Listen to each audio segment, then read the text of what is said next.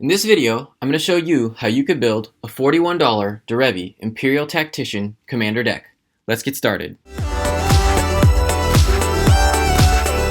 Quick shout out to Space Cowboy. A while back they requested a Derevi deck, specifically a control type theme, and even more specifically including Willbreaker. Willbreaker fits great in a control type deck as it allows you to steal your opponent's creatures. When I first started building this deck, I built it with a control strategy. However, as I play tested more and more, most of those control type theme pieces fell off as I added in more token type strategies. I think this deck on a budget really fits better under a token type theme. So Space Cowboy, I made this deck a little bit more of a tokens build. However, I will show you later in the video which sub if I wanted to add in Willbreaker. You can also check out the description below to see some cards that I recommend. Many of those do fit under that control type strategy, but are a little bit too expensive to make this a budget deck. Total cost of this deck was just under $41 as of the day of recording. Prices were checked using mtgstocks.com. Do note that prices fluctuate, so they may be above or below where you see them listed at in this video. And this deck is 1DH legal, meaning all the cards in the deck are $1 or under, with the exception of the commander, who can be up to $5. Derevi is a 3-to-cast 2/3 flyer with 2 very powerful abilities. The first one reads, whenever Derevi enters the battlefield or a creature we control deals combat damage to a player, we may tap or untap target permanent. The second ability allows us to pay 4 mana to basically cheat on commander attacks, putting Derevi onto the battlefield at instant speed. We are primarily going to key in on that first ability, which allows us to untap, essentially helping us to ramp, as we're going to use Derevi to untap our lands so we can get extra uses out of them per turn cycle. If we don't need extra mana, we can use Derevi to give our creatures pseudo vigilance, as we can untap them after they've attacked. And then we're going to use that extra mana or the untap ability to generate lots of tokens. We have some mana sinks that can make us tokens, as well as some permanents that can tap to make tokens, essentially allowing us to use Derevi, untap those permanents, and create even more tokens. Once we've built up our token army, we're going to hopefully have some anthems on the table, pumping up our entire team and knock players out with combat damage. We do have a small sub-theme of equipments, allowing us to pump Derevi up and possibly get in for an occasional Voltron kill on our opponents. Voltron is just the ability to knock a player out of the game if your commander has dealt 21 points of combat damage to that player. Pretty easy for us to do since Derevi essentially gets around all commander attacks. Lastly, I did want to note that Derevi is banned in dual commander, so if you're planning to use her for that, just make sure your opponents are okay with it. To start off, we're going to talk about the accelerants in the deck. We are running 12 of them. Sakura Tribe Elder, Diligent Farmhand, and Font of Fertility are all permanents that we can sacrifice to fetch a basic from our library and put it onto the battlefield tapped. Wood Elves searches a forest from our library to put it onto the battlefield untapped. Springbloom Druid allows us to sacrifice a land when it enters, and then tutor 2 basics from our library and put them onto the battlefield tapped. And Viridian Emissary searches up a basic from our library to the battlefield tapped when it dies. Search for Tomorrow, Rampant Growth, and Cultivate are all sorceries that allow us to search our library for basic lands and put them onto the battlefield tapped.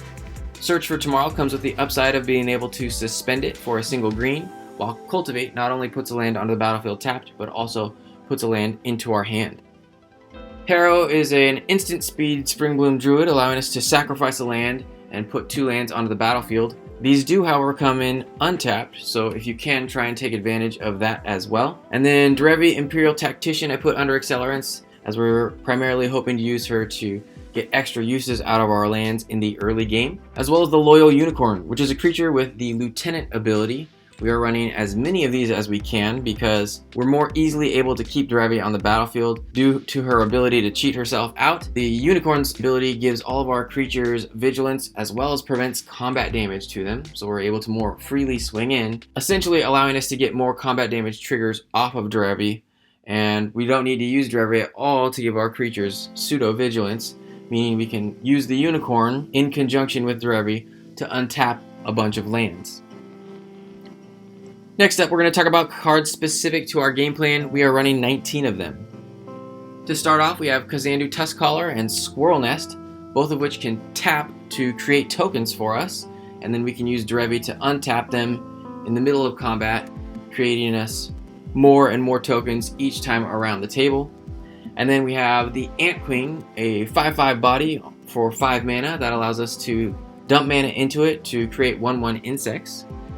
Another mana sink we have for token generation is the Skycat Sovereign, which allows us to pay 4 mana to get another 1/1 body. However, this cat bird is a little bit more evasive as it comes with flying. High Sentinels of Erishin, another mana sink, but this one doesn't create tokens. This one allows us to pump up our team. It's also another flying creature, which allows us to more easily get in for combat damage on our opponents. Stoic Angel is a tempo play, a 3/4 flyer with vigilance that forces our opponents to choose only one of their creatures to untap during their turn, really allowing us to take advantage of Derevi and the ability to give our creatures pseudo vigilance. Resplendent Griffin and Dromoka the Eternal make for more flyers that can be great for attacking as well as blocking, as the Griffin gets a plus counter whenever it attacks, as long as we have the City's Blessing, and then we can use Derevi to untap it to use as a blocker. And Dromoka bolsters our team 2 whenever it attacks, meaning it gives the creature with the least toughness 2 plus counters. This is the one card I would swap the Willbreaker out for, as it probably synergized the least with our deck, but the Griffin is another great choice if you wanted to try that as well. Guy's Anthem, Dictate of Heliod, and Collective Blessing help to pump our team. Always Watching pumps our non-token creatures in addition to giving them vigilance, and the Loyal Guardian gives all of our creatures a plus counter at the beginning of combat as long as we have Derevi out. Mirror Shield allows us to give our most important creature hexproof. Imperial Plate helps us to pump one of our creatures +1/+1 for each card in our hand. And Hero's Blade essentially makes Derevi a 5/5 whenever she enters, as we can equip the blade for free.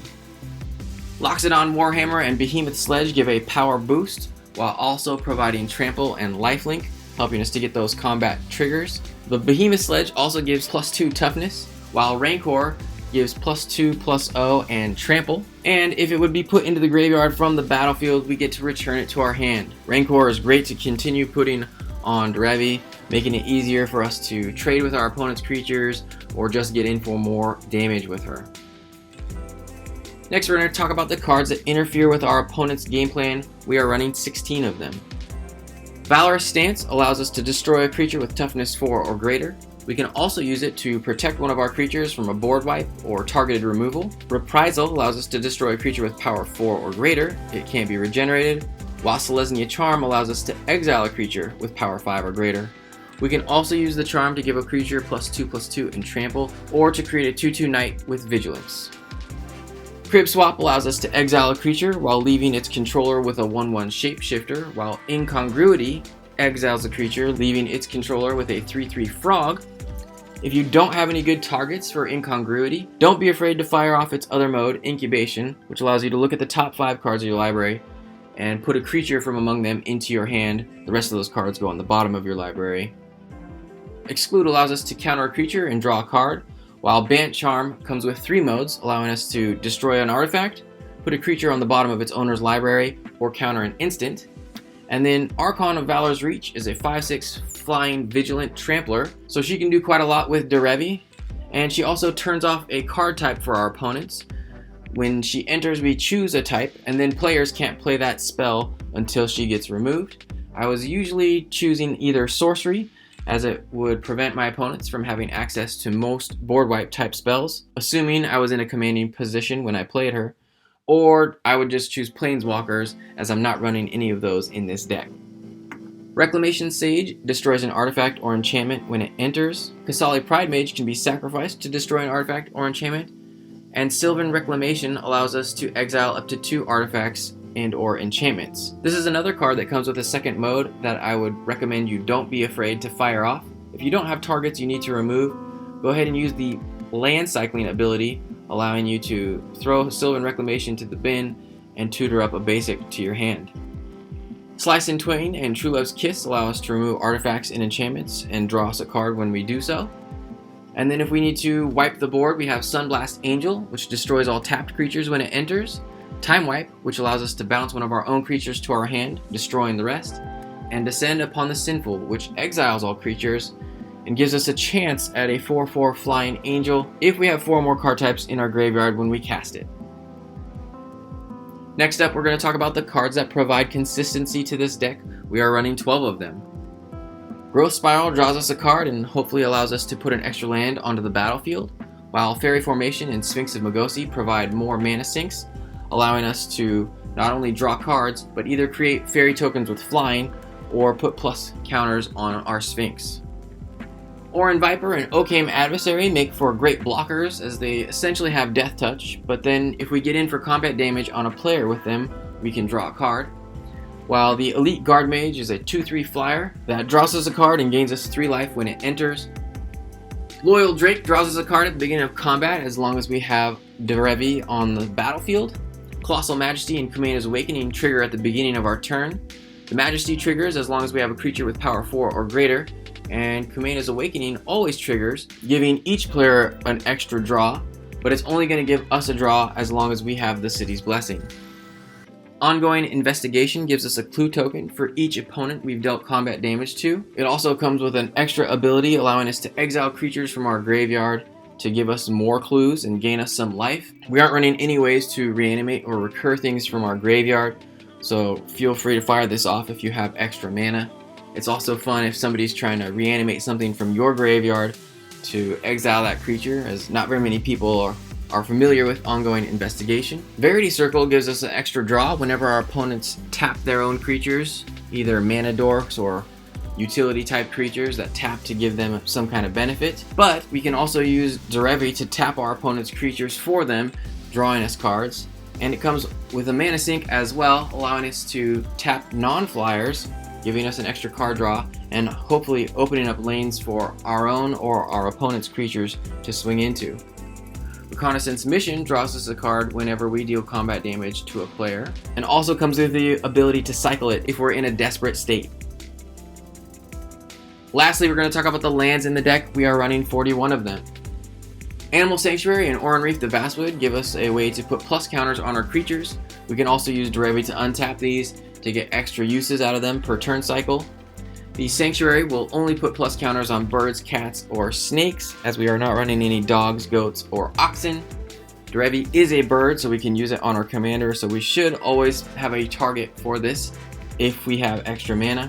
And then the Vastwood will only work on green creatures that enter the battlefield that turn, so it's a little bit harder to use, but still a great fit in this deck. Azorius Chancery is one of the 3 bounce lands that we are running, and these are particularly good here because we can tap them for 2 mana. When they enter, they do bounce a land back to our hand, but if we use them during our first main phase and then get in for some combat damage, untap these bounce lands, then we're really able to maximize Derevi and her ability to accelerate our mana ramp. Blighted Woodland, Myriad Landscape, and Croson Verge help us to accelerate our mana production, as they can be sacrificed to put 2 lands from our library onto the battlefield. The Woodland can get any 2 lands. Myriad Landscape is restricted to getting 2 basics of the same type, while Croson Verge can only get us a forest and a plains. For more deck thinning and color fixing, we have Ash Barrens, Evolving Wilds, and Terramorphic Expanse. For all 3 of our colors, we're running Command Tower, Vivid Creek, and Vivid Grove. For green-blue, we're running Simic Growth Chamber, Temple of Mystery, Thornwood Falls, Yavimaya Coast. And for green-white, we're running Blossoming Sands, Grey Pelt Refuge, Selesnya Guildgate, Selesnya Sanctuary, Tranquil Expanse, and Stirring Wildwood. As for basics, we're running 9 forests, 7 plains, and 3 islands. Average converted mana cost of this deck was 3.27. There you can see the curve. Keys to victory: don't be too greedy. I found this deck was not too challenging to mulligan, but there were a few times when I was a little bit too greedy, keeping hands with only 2 lands. That didn't really fix my colors too well. So try not to be too greedy when keeping your opening hand. It is really nice if you get access to Derevi right away, as that really helps propel us into the mid and late game. Secondly, we want to maximize our first and second main phase. The more and more I was playing Derevi, the more I noticed how often I was not maximizing my first and second main phase. I would see during my opponent's turn, oh, I could have played my last turn so much better if I would have done X, Y, and Z. So I think this is a deck that you're going to be continually learning a little bit more how you can maximize your first and second main phase. but try to be mindful of that as you're playing. Lastly, be mindful of your opponent's lands and if they are running graveyard recursion reanimation type strategies. This deck wasn't running really anyways to interact with our opponent's lands and or graveyards. So while I was playtesting, most of the time I would just play a fun game, pressuring my opponents pretty evenly. But if I noticed there was an opponent who was running a graveyard type strategy, they have a tendency to snowball out of control, and so I would put a little bit more emphasis on pressuring them if that's the case. The same holds true for if your opponent has some kind of a land that is really hampering what you're trying to do, as that can also propel them too far ahead of you. Here are a few cards I would consider if I were to go above that $1 price point. If you want to see some more ideas, check out the link in the description below. Better yet, share your thoughts in the comments what card you would upgrade with. That way, others can see your brilliant ideas and alter to their liking. If you liked the video, you should give it a thumbs up and consider subscribing. If you do, make sure you ring the bell so you don't miss any of the new weekly content from Budget Commander. Otherwise, you can check out the video in the top right or either of the playlists on the bottom.